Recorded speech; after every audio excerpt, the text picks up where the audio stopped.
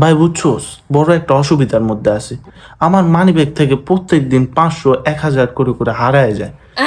কোন চোর যে নিয়ে যায় আমি বুঝতে পারতেছি না। চোরের উপর যদি ঠাড়া পড়তো।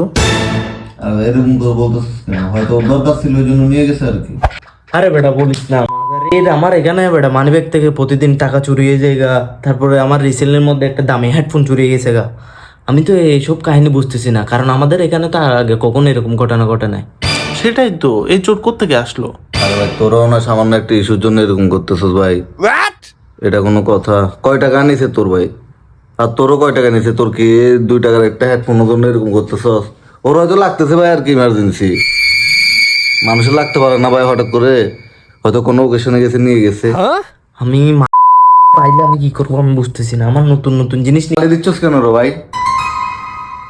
একটা দিন হয়তো মিসিং হয়েছে, দেখ কোথাও পড়ে গেছে, হয়তো পাবি, হয়তো কোথাও রাখছস হয়তো। তুই কি চোরের দিকে টানতেছস কে?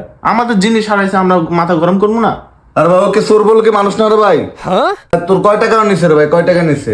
নিবে কেন? আমার মানিব্যাগ থেকে নিবে কেন? আজ হয়তো হারা গেছে তোর মানি ব্যাগ থেকে, দেখ তুই। তুই কেমনে শিওর আমার মানিব্যাগ থেকে হারাই গেছে? আজ ভাই হয়তো কোথাও পড়ে গেছে, রেখে দিছে। দাঁড়া দাঁড়া দাঁড়া দাঁড়া, টাকাটা তুই নেস নাই তো? আরে ভাই তা দেখ কি বল ভাই।